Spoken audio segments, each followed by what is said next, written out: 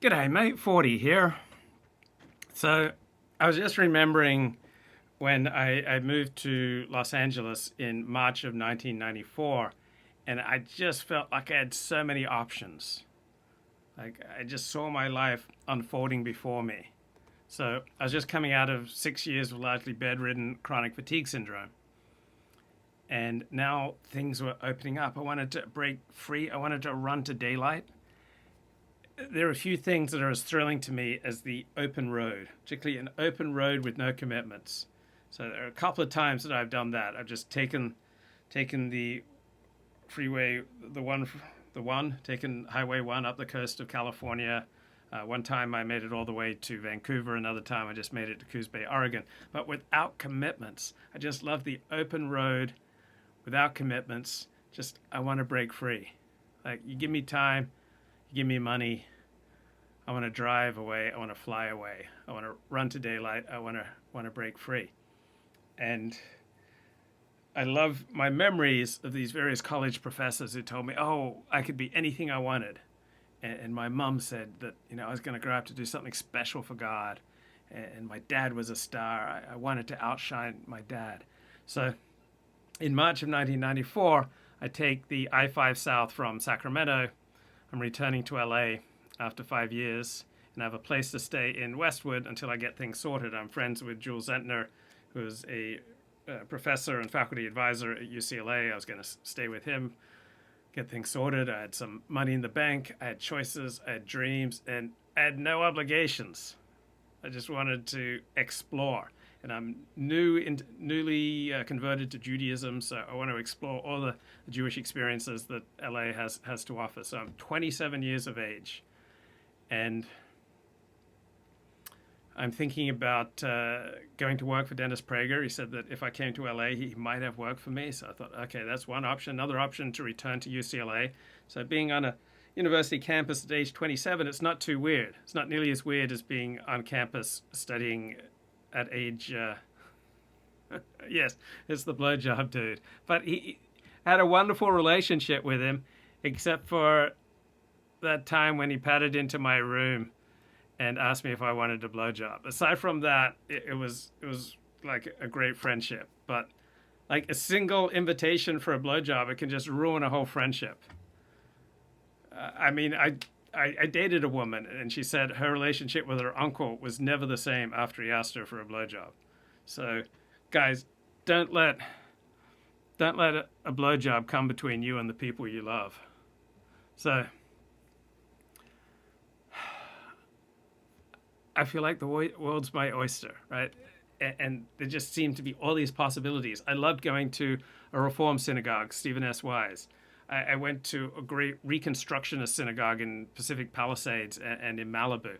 I went to wonderful conservative synagogues like Sinai Temple in Westwood and Beth Am, the corner of Olympic and La Cienega Boulevard. I was going to Orthodox synagogues.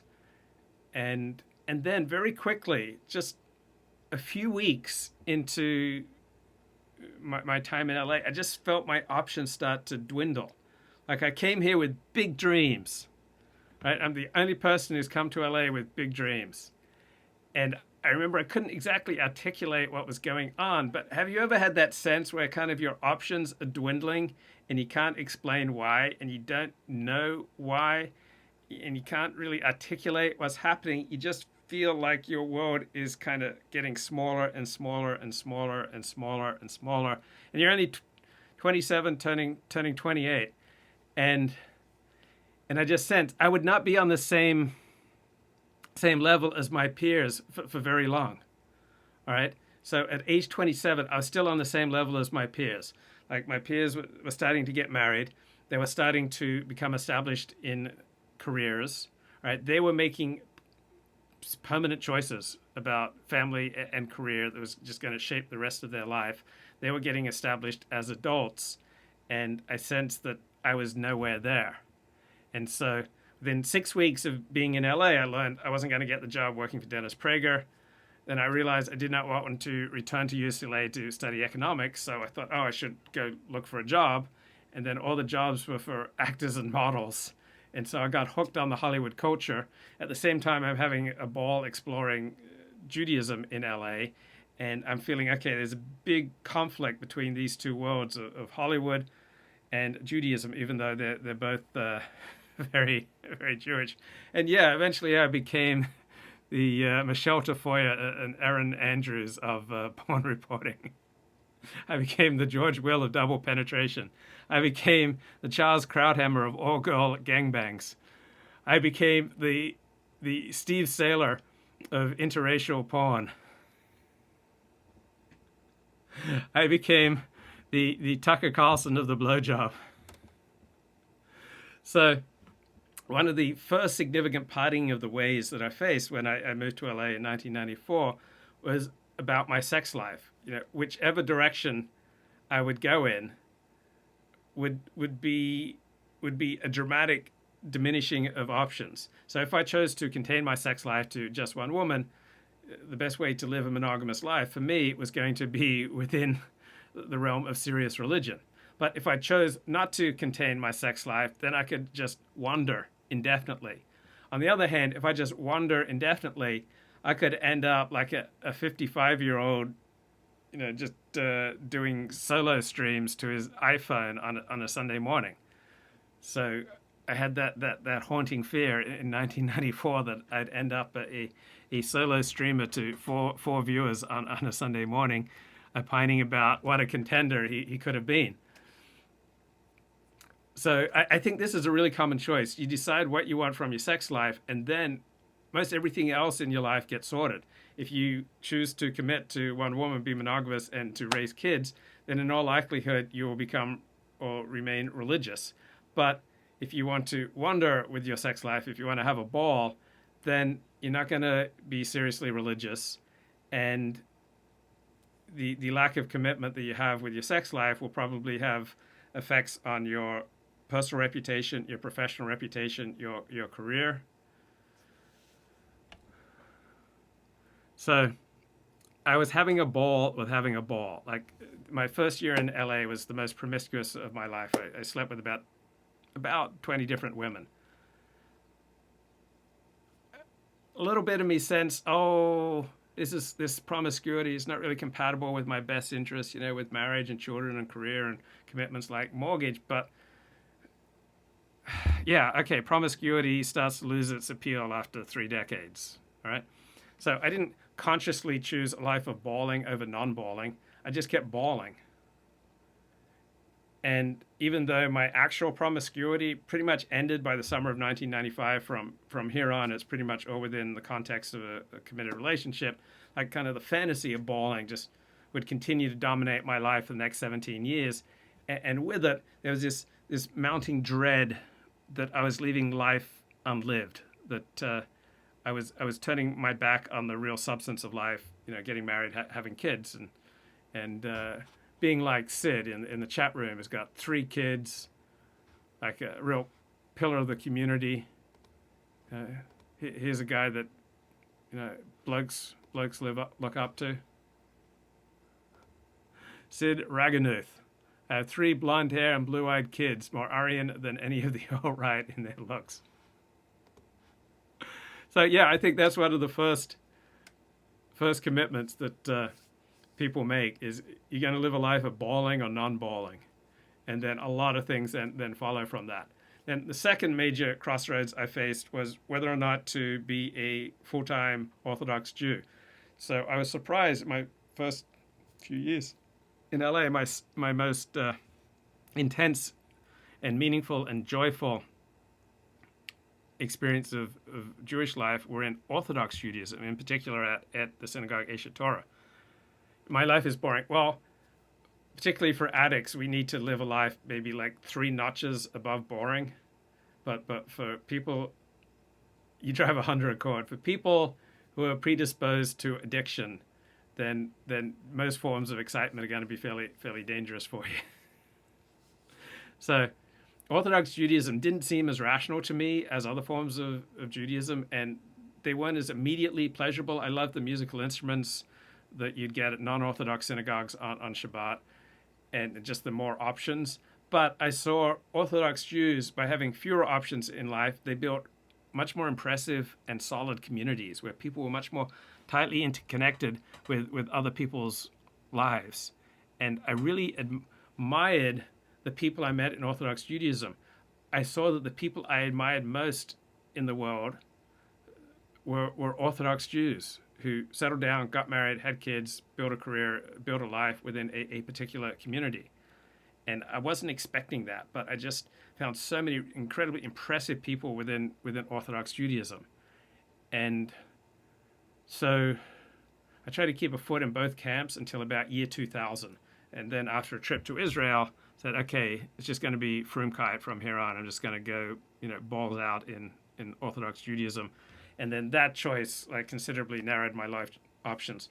Then the choice to write a book on the history of sex and film, and then a blog after that on the porn industry, that considerably seemed to narrow my options in life, because no matter what else I did, I was kind of known as the porn guy, which is not really a great way to go through life.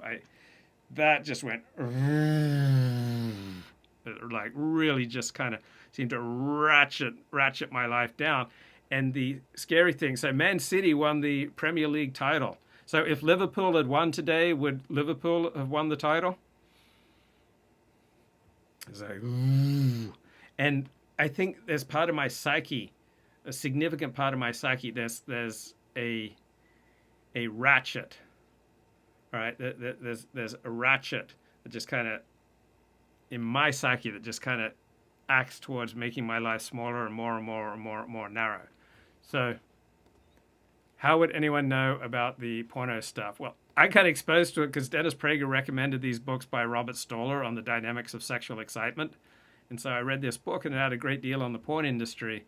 So I thought, I should be a diligent scholar. Dennis Prager recommends Dr. Robert Stoller, a psychiatrist at UCLA. Let me read more of Dr. Robert Stoller's books. And then I read his, he wrote 2 books on the porn industry in particular, and then other books on the dynamics of sexual excitement. And I was like, oh, wow, this really corresponds with my life experience. I'm really enjoying the dynamics of sexual excitement right now. Let me specialize in the dynamics of sexual excitement. Let me bring a Torah perspective to the dynamics of sexual excitement. I can find a niche, right? You have to find a niche as someone who wants to make his life as a commentator or a writer or a pundit, a content creator. How would people know about the porno stuff? It's just known, bro. My face is out there. 60 Minutes, Entertainment Tonight. You're making me sound boastful. LA Times, New York Times, NBC or ABC News, whatever. It's all over. Like I'll forever know that.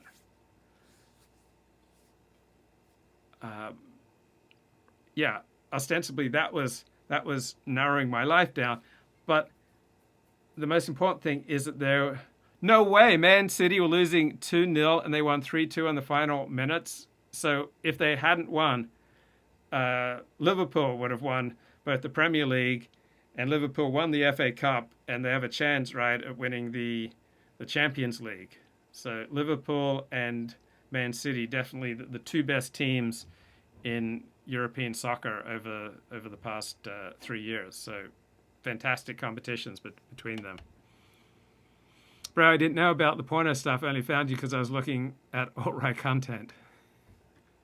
Okay, so yeah, Liverpool won 2-1, but if Man City had lost, then Liverpool would have won the league title. So the excitement of Premier League soccer, that can be dangerous for an addict like me. So I just consume it moderately, a little bit on weekends. So you make these choices, and then you just feel them like, just narrow your life. But often the real ratchet is inside of your psyche. So there's this ratchet, okay, and you're wondering, what the heck is a ratchet? It's a device consisting of a bar or wheel with a set of angled teeth in which a cog or tooth engages, allowing motion in one direction only. It's a situational process that is perceived to be changing in a series of irreversible steps. Right? It's the cause of something to rise or fall as a step in a steady and irreversible process. So there's a ratchet in my psyche that kind of wants to isolate me so I could live alone in my delusions. So I have to recognize it's there, that my mind wants to kill me, and if it doesn't kill me, it will make peace with just making me miserable. So my mind is like a dangerous neighborhood that I don't want to enter alone. So when I go to bed at night, I just leave Audible books running all night. Now, I had 10 hours in bed last night. I think I probably had close to 8 hours of sleep. So I am refreshed and energized. Just had a great night, but I do leave Audible books just running all night so that I'm not alone with my thoughts. So one of the things that happened in COVID for me is like I'm really happy staying home and just reading books all day. Like, and I occasionally like get glimmerings of doubt. I need to find new ways to connect, but overall,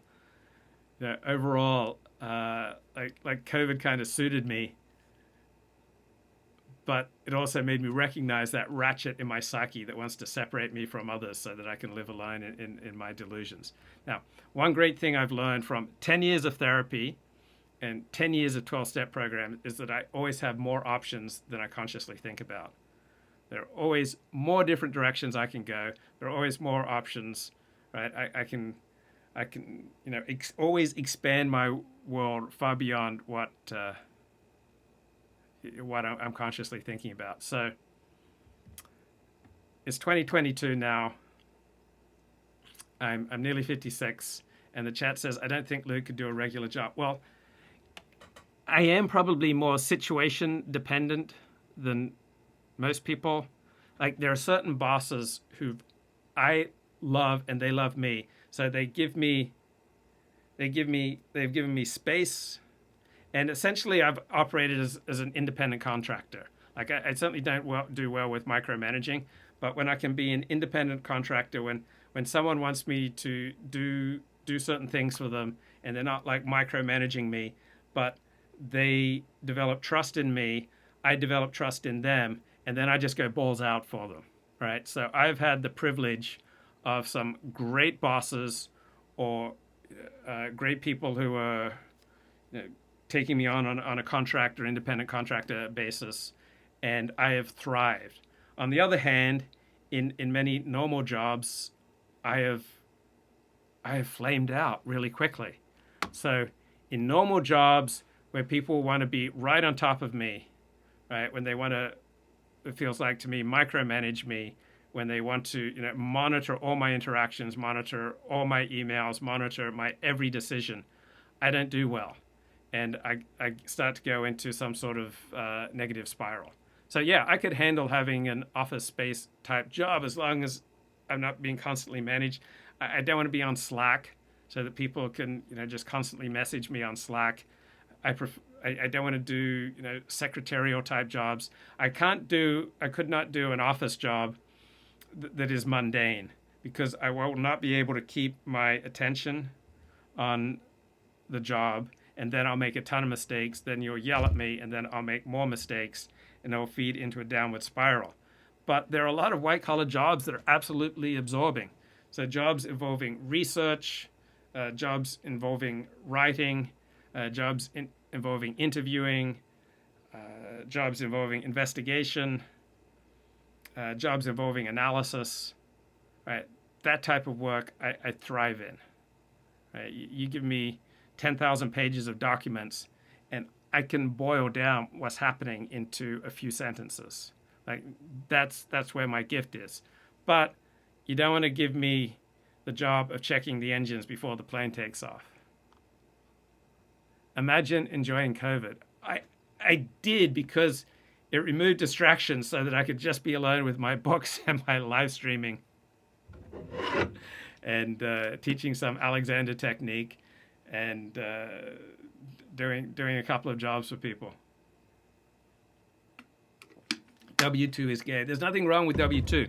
90% of people are better suited for a W-2 job than any other primary source of income. I think like 95% of people are not suited to be entrepreneurs.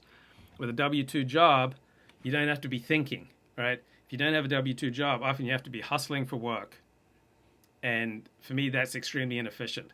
So I've liked having a guaranteed source of income, right? That's made me really happy. Guaranteed source of income, health insurance, dental insurance, vision insurance, 401k, those type of benefits, along with that guaranteed regular income and the safety that comes with that.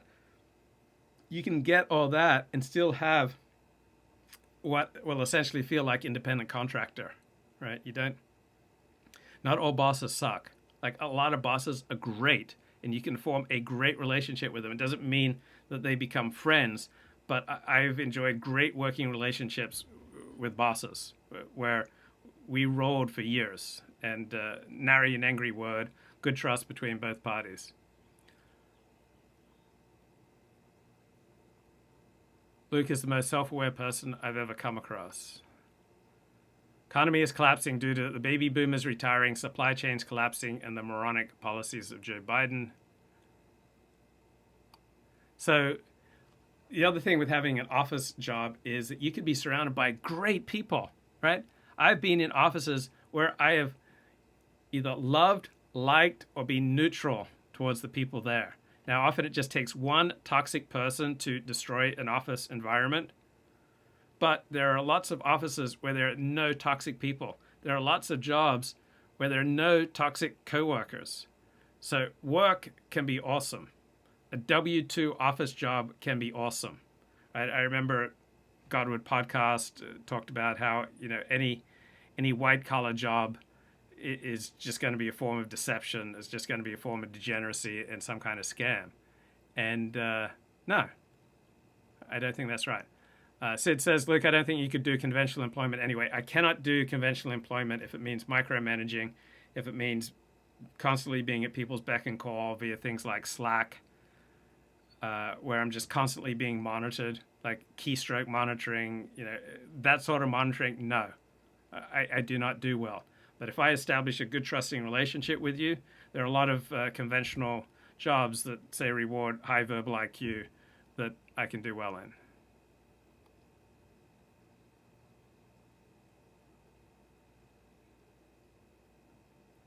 Yeah, I mean, there are a lot of jobs that are awesome. There are a lot of people out there that are great to hang out with. Like I've gone to jobs where I've really enjoyed seeing people, right? It's been a source of joy to go into work, say hello, reconnect with people, create a shared reality with people, get on the same page with people, rhythmic enchantment. Like you're developing a rhythm with the people that you're working with and for, and sharing a lot of laughs. Yeah, I've had some terrific experiences. So work is not inherently grim. Yeah, I don't agree with the fatalist alt-right black pill take on work, that workers are just losers. Right? Yeah, work can be awesome. All right, work can be a happiness-inducing thing. It can be invaluable for mental health. If you're going to succeed at work or succeed in making money, generally speaking, if you do it legally and morally, you become attuned to being of service to others. Now, I admit I've had a lifelong problem that I don't tend to wanting to help other people, right? I have to develop certain disciplines. So I can either have an intellectually fascinating or challenging, interesting job, or I can like the people that I'm working with and around, and because I like them, then I become more dedicated to the job.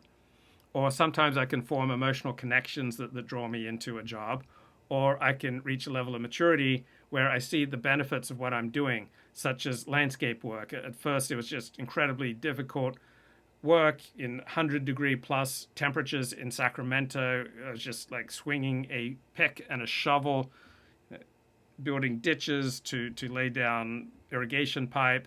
It was the most difficult thing in the world. But then on my fourth day on the job, I met Doug Hanslick, a real estate developer, and he noticed my accent and he kind of acknowledged me and he said, oh, my daughter would love to talk to you. She wants to go to Australia.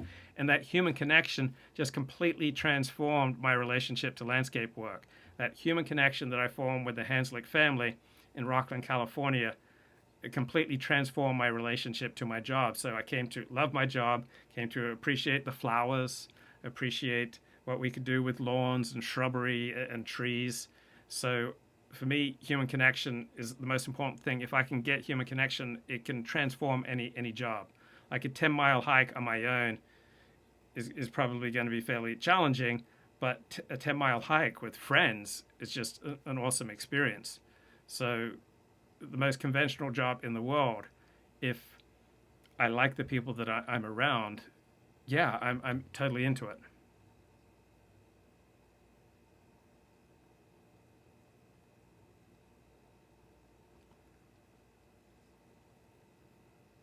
Yeah, when you have a boss who trusts you, and you have a good relationship with your boss, it just completely transforms the work experience. So people who've completed any 12-step recovery, particularly suited for any type of work. People who've you never complete 12-step recovery, but if you've achieved some level of recovery, you'll be less likely to self-destruct with regard to your work. People susceptible to addictions, right, they're going to have some strong antisocial tendencies until they've achieved a certain level of recovery. And then even 12-steppers, once they've achieved recovery, they probably won't have the same flexibility and adaptability that most people do. So I tend to be less flexible and less adaptable than the normal person because that's been my reaction to the chaos of my early childhood. So, and the chaos inside of me, I have reacted by being, extra strict and inflexible in how I interact with the world. So I think many addicts, even addicts in recovery, are like this. So I notice a lot of recovering people in 12-step programs that they're doing just fine in a mundane job with pay and benefits that meet the needs of them and their families. But when they try to step up into a more demanding job, they get fired every time. So I would suspect that for many people in recovery, they are not as flexible and as adaptable as the average person, and therefore they perhaps need to be a little bit more selective about the type of job that they take, because for an addict, you need to maintain your emotional equilibrium, and some jobs are going to be much more challenging for your emotional equilibrium. Would 12-step programs benefit men who are addicted to radical politics? Yeah, I think 12-step programs benefit people who are addicted to anything. So to get yourself back on some kind of emotional equilibrium so that you can be much more free to make choices without having to live out your self-destructive compulsions. I'm friends with people who are addicted to radical politics. They don't seem sane. Something is missing. Yeah, what's missing is that these marginalized people have found a form of excitement and reason for living in radical politics that they did not have before. So just like the person who discovers alcohol and alcohol becomes a solution to all their problems, they lose their shyness, they lose their inability to dance, they lose their inability to go to bed with women once they have a few drinks in them. So all addictions, whether it's radical politics or alcohol or porn, they start out solving your problems. They start out as adaptations to your problems. They start out making your life better, but then they begin to spiral into maladaptive habits that send you towards more isolation. So it's now 2022.